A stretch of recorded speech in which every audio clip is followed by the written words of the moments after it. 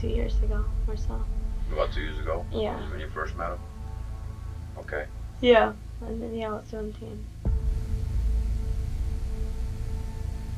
How you met this gentleman? Through a friend. Her name was... she told me about this guy I was short on rent 1 month, and she told me that all I had to do was give him a massage and he would give me $200. One of the most disturbing problems in our world today is human trafficking, and particularly the of children. Now, the first step in eradicating this crime is awareness. I think if you told him, if I told him the devil, 100%. the devil himself said, "I'm going to exchange some dollars for your child's life." Do you think you're the devil himself? No, but I do have a good mirror. Doing something terribly wrong, you feel like some kind of a, I mean, you feel as if you're committing a crime. Yeah. And it's kind of slimy. Oh yeah, I got kicked out of show business. Be Kind Girl Wasn't Kind. That was the headline. Here's the problem. I'm a comedian who got a talk show, and I ended the show every day by saying, be kind to one another. Had I ended my show by saying, go yourselves. Most of us grew up trusting Hollywood. We let these people into our living rooms. We laughed with them. We cried with them. We bought the kindness. We bought the charity. We bought into the idea that the world's most famous faces were just like us, only luckier. And for years, if anyone suggested otherwise, they were called crazy, bitter, a conspiracy theorist. They were laughed off stages and quietly removed from platforms, and their careers dried up in ways that were never fully explained. But something has shifted. The documents are out, the arrests are happening, and the two men that Hollywood tried hardest to bury are the ones standing in the rubble, saying they told us so. What you are about to hear is not comfortable, but it is the kind of uncomfortable that starts to make the last 30 years of your life make a lot more sense. Before we get to Ellen, you need to understand something about the two men we are talking about. Because if you do not understand what it costs them to be here, you will not fully understand why what they are saying matters. Jim Caviezel was one of the most promising actors of his generation. Good-looking, talented, the kind of career trajectory that Hollywood greenlit without hesitation. And then Mel Gibson called him, asked him to play Jesus in a film that the entire industry told both of them not to make. Caviezel said yes, and when that film came out and became one of the highest grossing independent productions in cinema history, something strange happened. Instead of more work, there was less. Instead of doors opening, they quietly closed. No dramatic announcement, no public blacklisting. Just a slow, deliberate disappearance from the rooms where careers are made. He has said in interviews that Gibson warned him it would happen, that taking that role would cost him, and it did. The question nobody in that industry wanted to answer out loud was why. Why would playing Jesus end a career in a country where over 200 million people identify as Christian? Unless the people making that decision were not particularly worried about what 200 million thought. Somebody once said my problem was I didn't understand the social contract here. I now understand what that means. Yeah. Do you understand it? The social contract? Yeah. I think I do. Yeah. What is it for you? The social contract. You can't get mad. Mm-hmm. You can't get mad. You can't let it get you, because you have to make a deal with everyone else, and it's almost unspoken that you are going to be over at some point by people who you may have done something nice for. Mm. And it may happen that by circumstance, or even very purposefully, that you one over. But that shouldn't get in the way of you being able to sit down and have fun with them. Am I on the right track? Absolutely. You can't build a resentment about it. You have to still try and love those people. Yeah. Because that's the way they're thinking. Because it ain't personal. No, it's not personal. They don't really mean to hurt you. No. Not really. I don't quite understand. Well, I mean, there's a lot of motivations for why it happens. Yes, many. I mean, money will make you do stuff as well, won't it? I mean, Yes. one, them, us, Yes. you know. Yeah, well, whoever. If there's many millions riding on a decision, it's hard to be philosophical. Yes. Yeah. Yeah, very, very hard. Very hard to be, you you have to choose what level of integrity you're coming in at. And Okay. And I've often felt it. I've sat there and I have felt the knife slipped firmly in between my shoulder blades and tried to have it shoved through the other side through my heart. And I've actually felt the whole thing and I've gone, ah! Wait till next week, you know? Or I'll think you and you'll resent it for a little while, then you have to let it go. Otherwise, you'll eat yourself alive here. Mel Gibson describes the entertainment industry's unspoken contract with a clarity that is almost difficult to listen to. He says you are going to get taken advantage of. You are going to be exploited. And the deal is that you are not allowed to be angry about it. You smile, you show up, you say the right things in the right rooms, and in exchange, you get to keep the career, the platform, the access. What Gibson is describing is not just a rough business. He is describing a system that requires your silence as the price of your participation. And he is describing it from the outside, as someone who either could not or would not keep paying that price. Most people in that building paid for it their entire lives and never said a word. These two did not. She was toxic to be around. That's how I would frame it. Because she wouldn't look at you in the eye. She was very dismissive. Early on when I would pitch my segments and I would just open my mouth, I'm not even 5 seconds into my pitch, she would say, get to the point already. Get to the point. Come on, get to the point. You guys just heard Hedda Muscat in that clip. And she used to work at the Ellen show. And she worked there for a very long time and spent a good amount of time around Ellen. And she's been one of the key people who have spoken out against Ellen. So for me, I was there, the first hire in 2003. I was brought on to book the human interest guests, not celebrities, but, you know, people that were newsbreakers. And when I would go into pitch Ellen, who we have on the show today for our production meetings, she looked away. She showed no interest with any of the newsbreaking stories. She really showed a despise for a lot of my people that we were pitching to her, which is fine. It's a pitch. So I boo-hoo, I don't care about that. But we had to walk on eggshells with her because when we would be pitching, her snide remarks would be, what am I going to talk to them about? I don't know. I have nothing to say. I don't know. So we would write the whole outline for her, and then the guests would walk off feeling like crap. So it wasn't goodwill for the show. However, she loved kissing with all the celebrities, and she really was not in a position to interview the real people because she really couldn't carry a conversation with them. Now think about someone you watched every single morning, someone who felt like a friend, even though you never met her. Ellen DeGeneres was in more living rooms, more kitchens, more hospital waiting rooms, and more school sick days than almost anyone else on television for over a decade. She was the safe choice, the wholesome choice, the person you put on when you just needed something that felt good. She danced. She gave things away. She told you every single day that the most important thing you could do was be kind to one another. And you believed her. Most of America believed her. Because I'm seeing this week that there is an attempted comeback by somebody who did not cross one of those fateful lines of the misstepping on their sacred cows of gender or race or yeah. But she was said to be a nasty biatch, and that's Ellen DeGeneres. Yeah. So her show got canceled after she had this testy exchange with Dakota Johnson, where something happened where Dakota said, oh, I had this birthday party, and Ellen said, well, why didn't you invite me? You didn't invite me. And she said, no, I did invite you, Ellen. That's not what happened.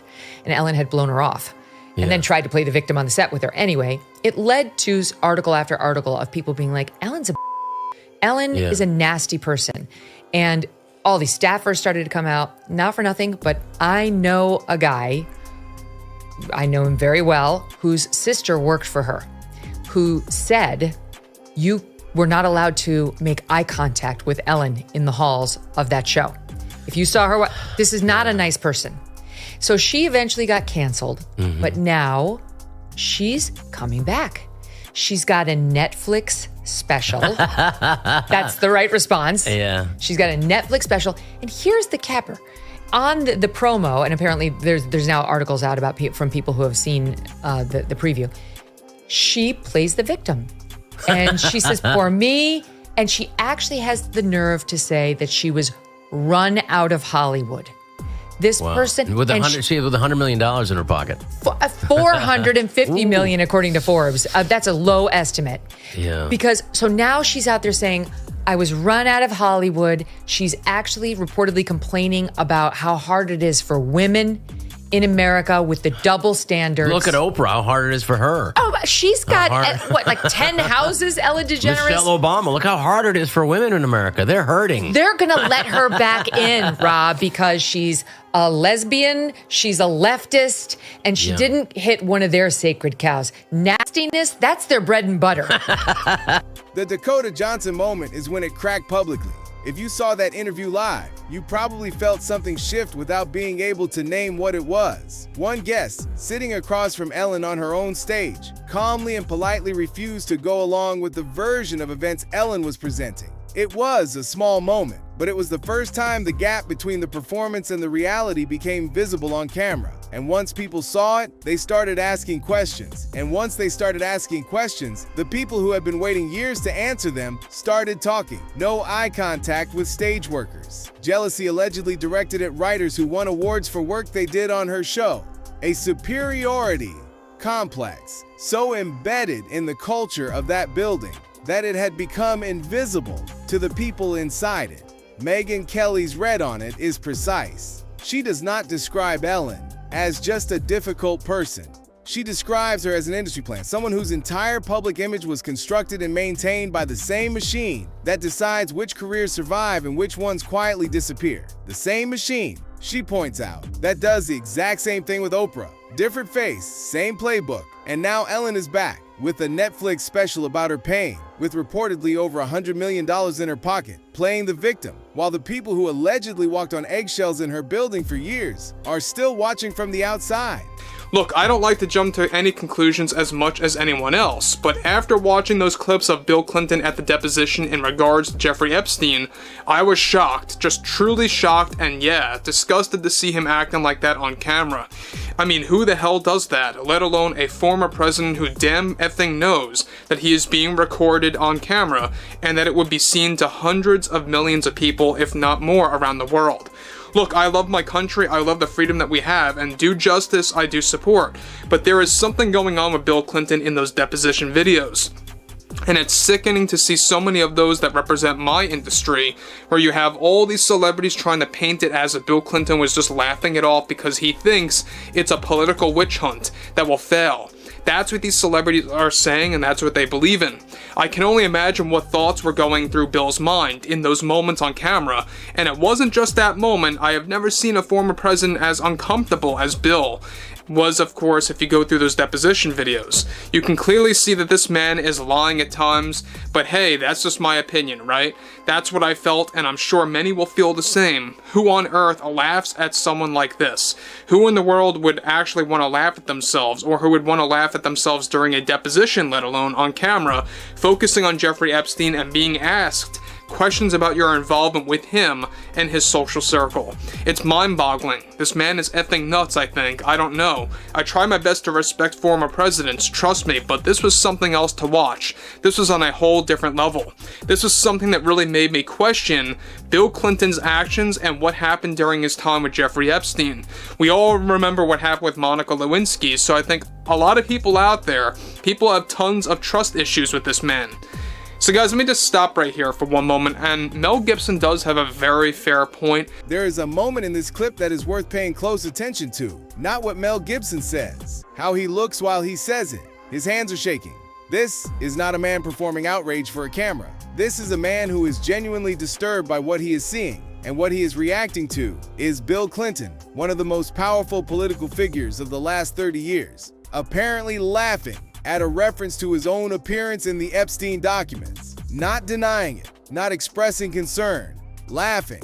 Gibson calls it creepy. He calls it deeply insulting. And the reason it lands so hard coming from him specifically is that Gibson has been around powerful people his entire adult life. He knows how they behave in private. He knows the difference between someone who is uncomfortable and someone who finds the whole thing amusing, because they have never once genuinely feared the consequences. That laugh, according to Gibson, is the face of someone who has spent their entire life knowing that the rules everyone else lives by simply do not apply to them. interestingly enough, Mel Gibson continues, and that's not helping his case either. It seems like we have struck a nerve in Hollywood where you have all these effing lunatic celebrities getting on our case just for bringing up the facts that Bill Clinton acted not just strange, but uncomfortable many times. I'm just hoping that we all eventually get the truth and that there will be some form of justice for what happened to the victims in time, to whoever was involved. And then he goes further. He does not just call out Clinton, he calls out the people around Clinton. The celebrities, the industry figures, the media personalities who saw what was in those files and chose to minimize it, defend it, or change the subject. Gibson says plainly that those people are part of the problem, that no one with a clear conscience and a functioning moral compass looks at what is in those documents and finds something to justify. And he is right. The only reason someone defends the indefensible is that the indefensible is somehow connected to something they need to protect. That is not a conspiracy theory. That is just how self-preservation works. Now think about who rushed to defend, deflect, or go silent when those files dropped, and then ask yourself what they were protecting. I'm saying that everything that happens in a business that's based off of pretend, that seems like a setup is. Everything that happens in a business, everything that happens in a business that's based off of pretend, that seems like a setup is. Yes. What I'm saying is, if Jussie Smollett and Lee Daniels for a living make stories that are not real, and they make them so good that people believe them and buy them, and that's what business they're in, why would you think it would be weird if they flipped out and said a story that turned out to not be true? Why? Why would we think that if they are capable of doing that for a living? That's what they do for a living. They do that 300 episodes.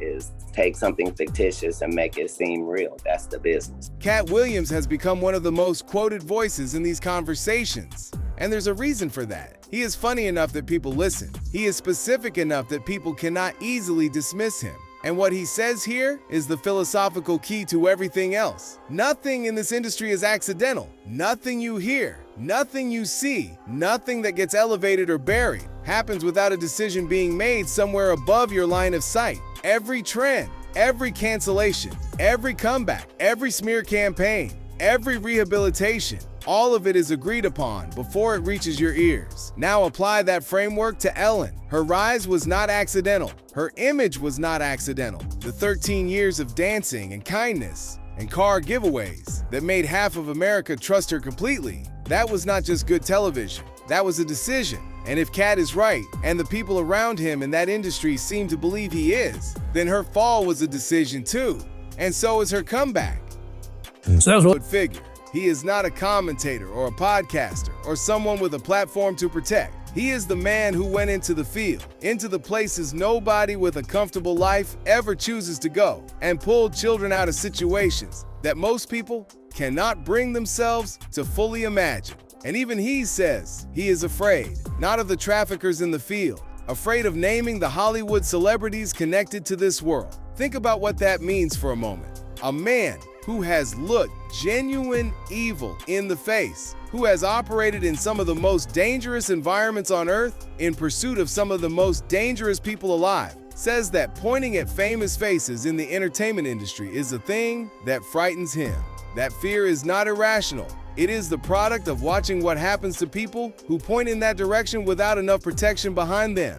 It is the product of understanding exactly how much power is available to the people he would be naming. And it is one of the most honest things anyone connected to this story has said publicly. These films are created out of moral panics, they're created out of bogus statistics, they're created out of fear, and with something like Sound of Freedom, it specifically is looking at QAnon concepts of these child trafficking rings that are run by the high-level elites.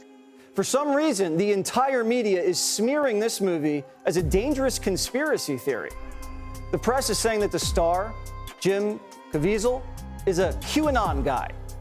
And Jim plays Tim Ballard, which is strange because just a few years ago, the same media was celebrating Tim Ballard's heroics. Watch. Tim Ballard has one mission: to track down child traffickers.